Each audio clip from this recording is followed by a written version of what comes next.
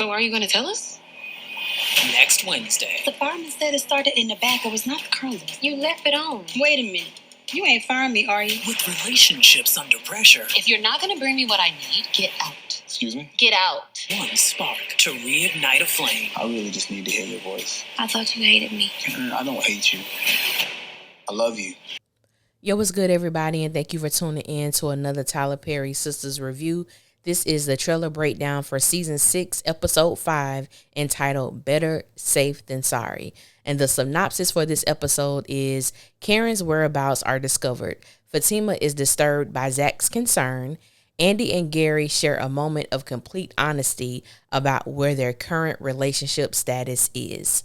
If this is your first time coming to my channel, welcome. If you are a returning family member, then you already know what it is. Be sure to like, comment, subscribe.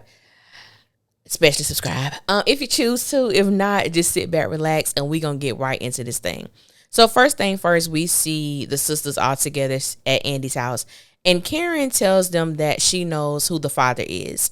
And I'm going to just be quite frank with y'all. I don't give a damn. I don't care who the child's father is. I don't care if it's Zach at this point. I don't care if it's Aaron.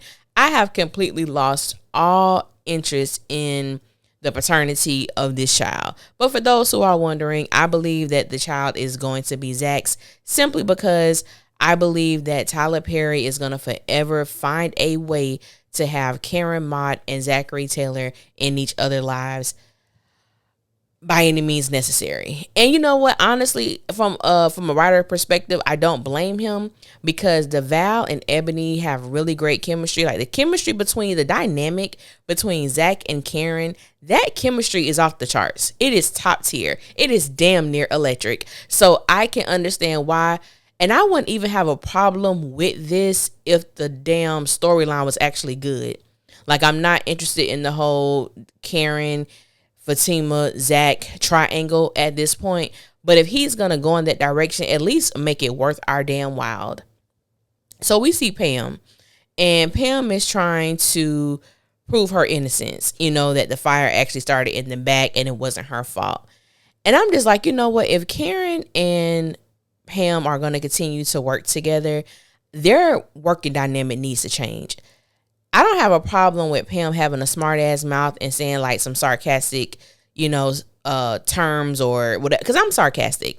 I'm a very sarcastic person, but I know when to turn it on and I know when to turn it off. And you can definitely be sarcastic without being disrespectful. So it's like, let Pam be Pam, let her exude, her personality. But at the same time, don't let her be a sorry ass worker. And I think that's what I have the biggest problem with, is because she's so damn unprofessional. That's my issue with Pam. So she asked Karen, is she going to fire her? And we know Karen is not going to fire Pam. I just want to see, it's just their dynamic to me. Like, I love Pam. Initially, I didn't like Pam. I'm like, Pam just do too much. And Pam grew on me. And I'm like, I actually like her. And I actually do like the friendship when Karen is not going off on her. Like, I do enjoy the friendship between Pam and Karen, because Pam really is a ride or die and Pam is always there. But I just think their dynamic as like a boss and a subordinate dynamic, it just needs to change. Then we see Andy and Gary. Y'all, when I tell y'all, I just want to find the hottest water possible without causing bodily injury or harm. Put that water in some water balloons and just light their ass up. Like, plop, plop, plop, plop. And I went that direction because I ain't want to say I wanted to kill them, because I don't want to kill them. I ain't trying to go that level of violence. I just want to hit their ass up with some hot damn water balloons. Because when I tell y'all, Andy and Gary as a unit, they are so irrelevant. They are so irrelevant, and they are the epitome of wasted space. I don't understand. Anyway, she tells him that if he's not going to bring her what she needs, then he needs to get out. And I'm like, how many times are you going to kick this man out of your house in one night? Like, I'm sick of them. You tell him, you kick him out, he come back, you kick him out again. What do you want? And the fact that Andy has all the audacity to tell somebody what they need to bring to their relationship. And I'm like, Andy, you bring nothing, and I mean absolutely nothing, to the relationship than just the overwhelming willingness to spread your legs. You bring nothing else to any type of relationship I've ever seen her in that's romantically linked. I don't know. I'm just so sick of them. I'm just moving right along. Just moving right a damn along. So we see Karen and Zach.